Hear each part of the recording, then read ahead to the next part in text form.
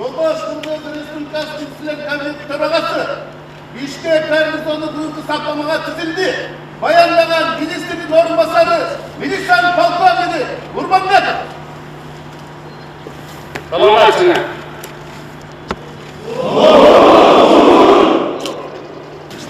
Түскі ойлардың жаңы формасы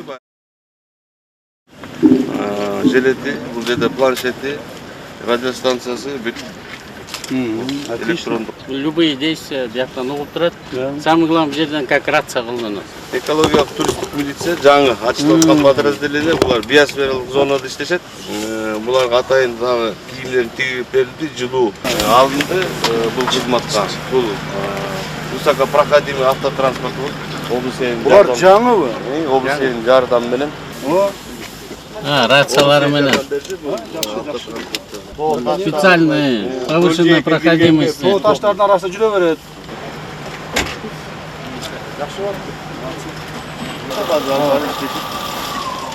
Бұлар баяғы тоқойды қиғанда әрбір қарап үстіне байқайды. Үстіне байқап көріп. Скутерлерді алдық баяғы. Көлдің үстінде дағы арғандай шартта жүреді, балық булағандар қачады. Браконьерлермен ұрысқанды артынан қой тұрған. Катер алып алсақ, ошо катер менен Алып беребиз, катеринди алып беребиз.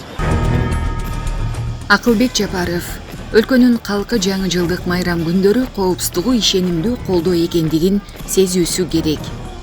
Кыргыз Республикасынын Министрлер Кабинетинин төрагасы Акылбек Жапаров Кыргыз Республикасынын ички иштер органдарынын гарнизондук саптык кароосуна катышты. Акылбек Жапаров белгилегендей, алдыдагы жаңы жылдык майрамдарга байланыштуу ички иштер органдары күчөтүлгөн тартипте иштөө режимине өтүүдө. Өлкөнүн калкы жаңы жылдык майрам күндөрү коопсуздугу ишенимдүү колдоо экендигин сезүүсү керек деди Акылбек Жапаров. Белгилесек, саптык кароо инструктажы Бишкекте, ошондой эле республиканын бардык аймактарында күч түзүмдөрүнүн бөлүктөрүнүн кызмат өтөөгө даярдыгын текшерүү жаңы жылдык майрамдарда коомдук тартипти камсыз кылуу максатында өткөрүлүүдө.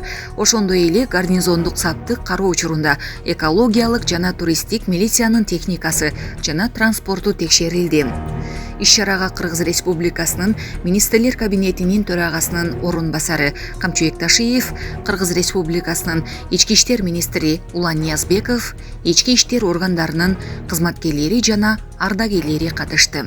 Сиздер тарыхтын бардык этаптарында жаңы коомду курууга түздөн түз катышып келатасыздар.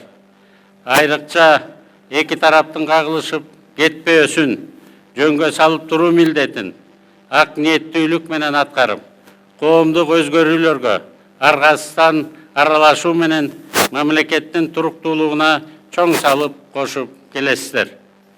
Милиция кызматкерлери эң жогорку жүктөмдө чыңалган ритмде иштейт.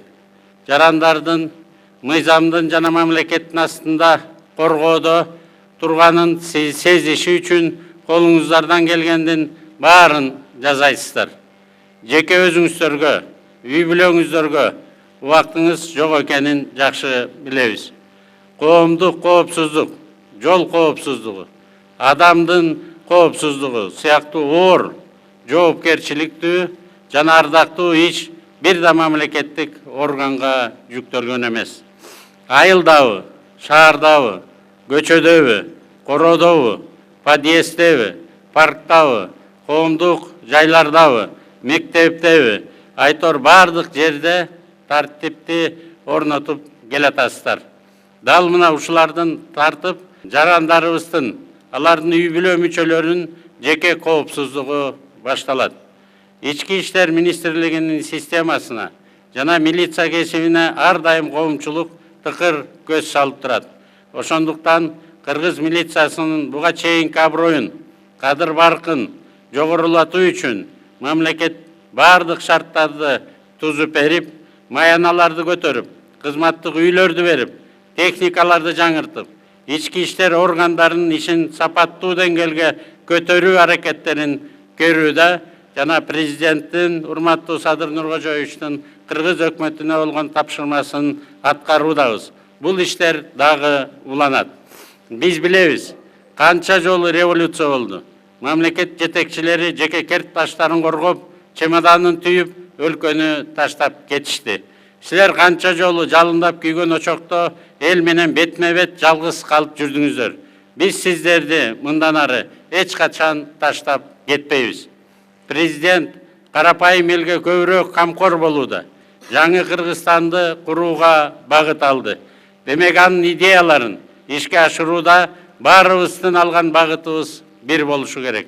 Кыргызстандын жарандары бийликтин баардык бутактарынан, мамлекеттик ведомстволорунан, анын ичинде укук коргоо органдарынан өнүгүү өсүүлөрдү күтүп жатат.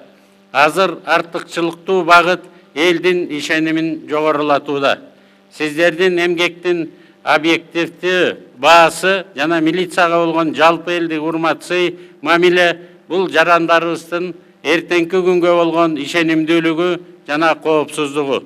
Милиция кызматкерлеринин элге жумшак, адилет, калыс мамилеси, этикасы бул аткаруу бийлигинин жүзү деп билемин. Бүгүнкү иштин максаты алдыда келе жаткан жаңы жылды тынч, аман эсен тосуп алуу. Карапайым элге майрамдык ар дайым майрам. Ал эми сиздерге бул будни кадимки да эмес, күчөтүлгөн иш күндөрү болуп эсептелет. Элибиз өзүнүн коопсуздугу ишенимдүү, кубаттуу колдо турганын сезиши керек. Население страны в эти новогодние дни должно чувствовать, что их безопасность в надежных руках. Майрамдык иш-чаралар учурунда баардык мамлекеттик органдар жана жергиликтүү өз алдынча башкаруу органдары менен кызматташууну күчөтүп, коомдук саясий кырдаалды катуу көзөмөлгө алыңыздар. Коомдук тартипти жана жарандардын коопсуздугун жогорку деңгээлде камсыз кыласыздар деп сизге тапшырма беребиз. Урматтуу милиция кызматкерлери, сиздерди дагы бир жолу келе жаткан жаңы жылыңыздар менен куттуктайм. Баардыгыңыздарга жана жакындарыңыздарга чын ден соолук, узун өмүр, бакубат жашоо, ишиңиздерге ийгилик. Келе жаткан жаңы жыл баарыбызга ийгиликтерди алып келсин. Жаңы жылыңыздар менен.